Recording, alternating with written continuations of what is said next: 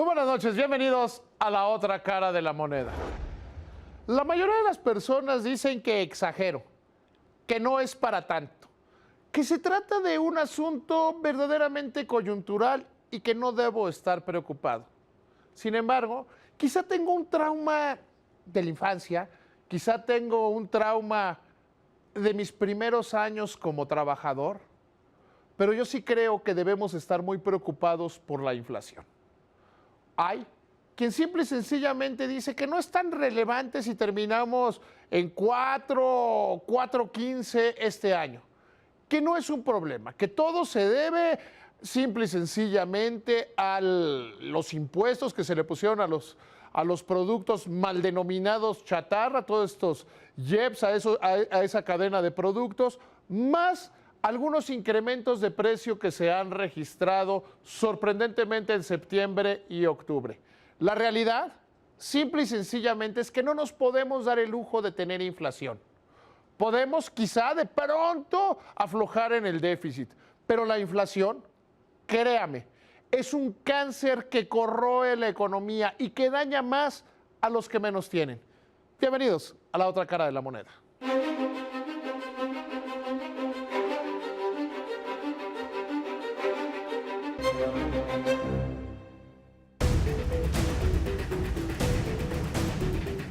Los precios al consumidor subieron 0.32% para alcanzar una tasa anual de 4.21% ante el aumento en algunos alimentos y servicios educativos, de acuerdo con cifras divulgadas por el Instituto Nacional de Estadística y Geografía, INEGI. Sin embargo, pronostican que para 2015 los precios mostrarán una tendencia descendente y se ubicarán cerca de su objetivo. Yo nací a mediados de la década de los 60.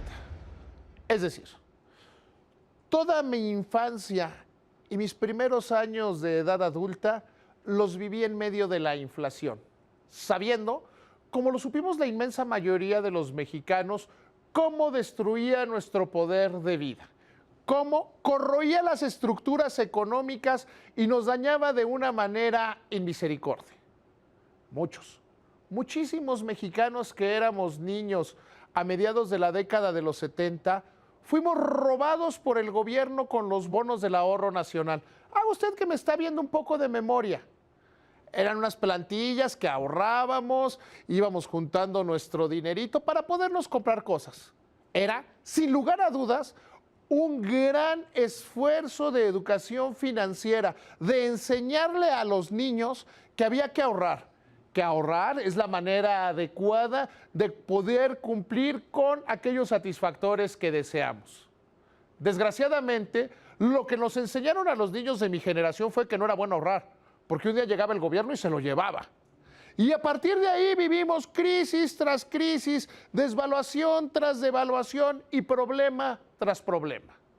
No solo, y hay que verlo en dos caras, no solo está el hecho que se perdió el patrimonio de la gran mayoría de las familias, que muchas familias les fueron robados los mexdólares, que vivimos con inflaciones que llegaron a números verdaderamente aterradores.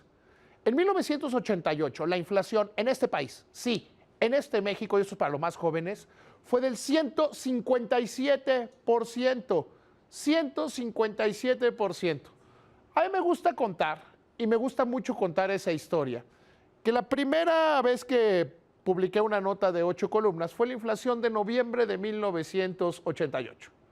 Ese año, ese mes, la inflación acumulada fue del 5.7%, nada más para noviembre, solo noviembre 5.7%.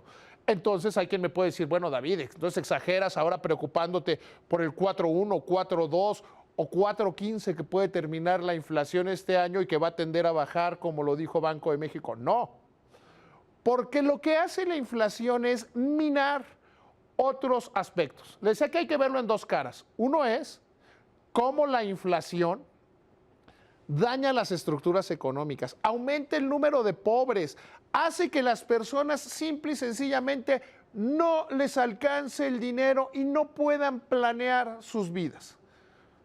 En 1988, cuando yo trabajaba en un periódico, yo sabía que cobraba mi quincena y más me valía poderme comprar trajes, zapatos, porque sabía que a la siguiente no me iba a alcanzar. Entonces, ¿qué planeación financiera? ¿Qué desarrollo? Y llevémonos a la gente que menos recursos tienen. Haga usted memoria de aquellos años lamentables. Ahí estaban los reetiquetadores, y estaba el ocultamiento, y estaba el acaparamiento de azúcar, y una gran cantidad de prácticas que más o menos hemos erradicado. Después de 1988, con los pactos y todo lo que se hizo en materia económica, volver a la parte racional, más o menos vinimos controlando la inflación y tendió a bajar. Por ahí de 1995 tuvimos otro repunte, que la inflación fue del 57% para ese año. ¿Y qué pasó? Se generó una crisis verdaderamente terrible en este país. La gente no pudo pagar sus hipotecas, sus créditos automotrices, no pudo pagar absolutamente nada y tuvo que haber un rescate del sistema financiero a través del Fobaproa, que dicho sea de paso el nombre de una medicina, no de una enfermedad. Y al país le costó muchísimo. Hemos generado una gran cantidad de mexicanos que no tienen el hábito del ahorro. Y ahí está. ¿Cuánto ahorran los mexicanos? Mucho menos que los bolivianos, que los colombianos, que los argentinos, que los uruguayos. Y no se diga que los chilenos.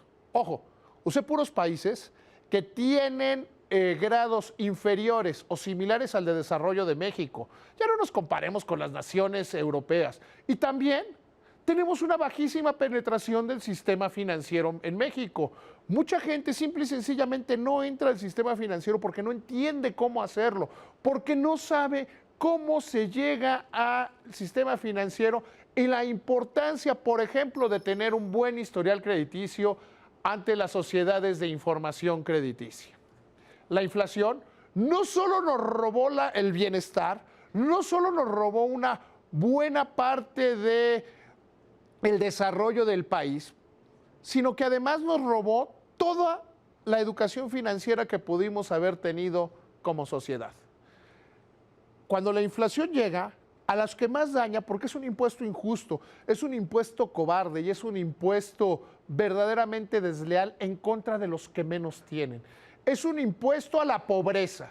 La inflación hace que los ricos se hagan más ricos.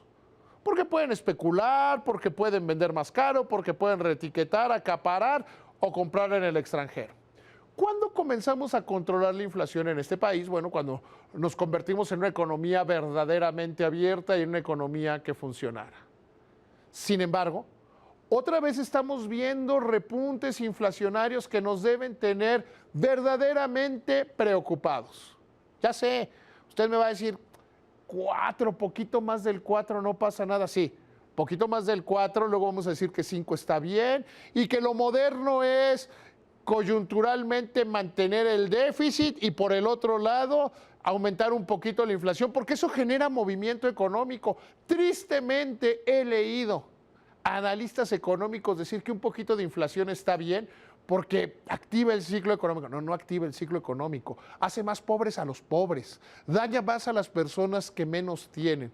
Entonces, la pregunta que tenemos que hacernos como sociedad es, ¿cuáles son las medidas de política que debemos tomar? Porque seamos muy claros, el crecimiento económico por sí mismo no genera que la gente salga de la pobreza, evita que la gente caiga en peores índices de pobreza. Sin embargo, la inflación, el crecimiento sostenido y generalizado de precios sí convierte a las personas en pobres, les roba todo lo que tienen. De ahí que sea muy importante tener claro que es preferible tener una inflación controlada a tener crecimiento económico. Si el precio de crecer más allá del 2,5% es con inflación, lo que generaremos será concentración de la riqueza, lo que generaremos será una crisis de la cual usted y yo nos vamos a arrepentir. El ahorro personal es uno de los pilares de la economía familiar.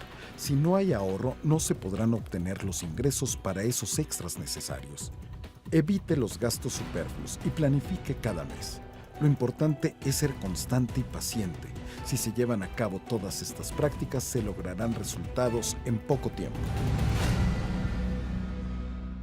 Y cuando hablamos de esta pérdida de la educación financiera, a veces encontramos algunos pretextos, algunos mitos que nos encantan para no hacer lo que debemos. No hay dinero para ahorrar. ¿Cuántas veces no ha dicho usted, no, ¿cómo voy a ahorrar? Si apenas salgo. No, hombre, ¿ahorrar? Ya sé, ahora que me aumenten el sueldo. Y le aumentan el sueldo y tampoco ahorro. No se haga.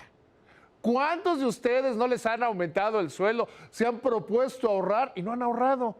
Y vemos que se acerca la edad de jubilación y los riesgos financieros y no estamos ahorrando. No nos estamos preparando porque según nosotros no alcanza. Según nosotros no hay dinero. ¿Y qué cree? Por poco que usted gane, a no ser que esté en una situación de extrema pobreza, sí puede ahorrar. Sí puede separar hasta el 10% de lo que gana en el mes para darle un fin más productivo. Yo no le estoy diciendo que afecte su vida, no le estoy diciendo que se dañe, no le estoy diciendo que deje de hacer cosas. No, es cómo usa de una manera más eficiente su dinero. Seguramente también usted es de aquellas personas que ha sentido que lo robaron, que abre su cartera y dice, no, yo tenía más dinero. O que ve su estado de cuenta de su tarjeta de nómina o de su chequera y dice, no, el banco me robó. Seguramente el banco me robó porque yo tenía más dinero. Eso le señala un problema fundamental que usted tiene en el manejo de sus finanzas. Sabemos más o menos bien cuánto ganamos. Tenemos una gran claridad en cuánto dinero tenemos. Pero nos preguntamos en cómo lo gastamos, en qué gastamos, y si lo que gastamos es en lo que debemos gastar.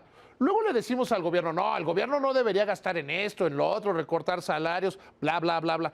Y nosotros, ¿qué hacemos nosotros con nuestro dinero? ¿Cómo nos gastamos nosotros nuestro dinero?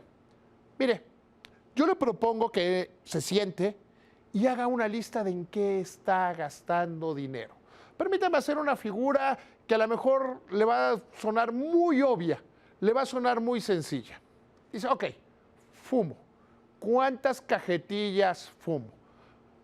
En el mundo ideal no debería fumar. Pero si se fuma 20 cigarros al día y en lugar de fumarse 20, se fuma 15, está ahorrando. Y ese dinero lo destina para algún otro bien. Toma refresco. Si se toma 3 latas de refresco al día y se empieza a tomar 2, ¿le va a cambiar su vida? No, está ahorrando. Si usted empieza a preguntarse cuánto de lo que compra en el supermercado se desperdicia y cuánto no, vamos, hay que empezar a tomar decisiones de ese tipo, para lo cual yo le recomiendo que sepa exactamente en qué está gastando, que tenga un listado claro de pago tanto de renta, de colegiatura, del vehículo, y que sepa incluso a detalle cuánto le deja de propina al cerillo del supermercado. Y va a ver, créame, que va a poder ahorrar. Muchas gracias, que le vaya muy bien.